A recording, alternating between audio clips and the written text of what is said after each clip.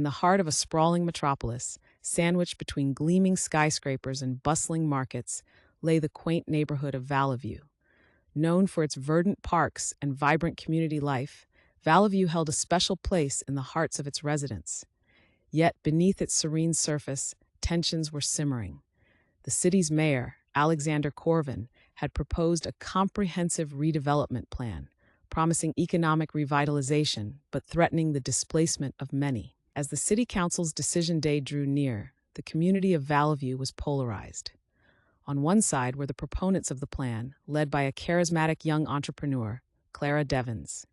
An outsider, Clara had moved to the city 5 years ago and quickly made a name for herself with a successful series of tech startups.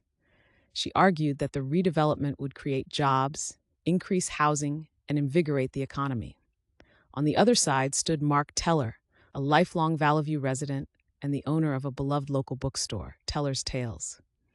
Mark embodied the spirit of Valeview. His store was a hub of community activity, hosting weekly story hours for children and evening book clubs for adults. Mark fiercely opposed the redevelopment, fearing it would strip Valeview of its unique charm and displace longtime residents.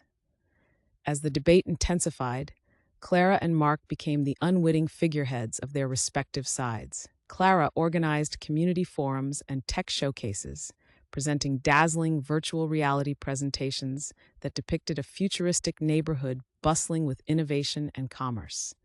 Mark, on the other hand, held gatherings in his bookstore, where residents shared stories of the neighborhood's history and the tight-knit community relations that defined their way of life. The local newspaper, the Valeview Voice, played a crucial role in shaping public opinion. Its editor, Jasmine Lee, a meticulous journalist with a knack for highlighting the human side of every story, dedicated an entire series to the potential impacts of the redevelopment plan. Each edition featured interviews with residents, analyses from urban planners, and op-eds from both Clara and Mark.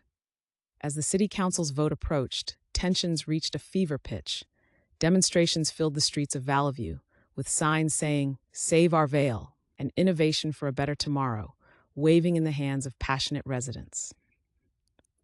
However, it wasn't until the night before the vote that the true turning point occurred.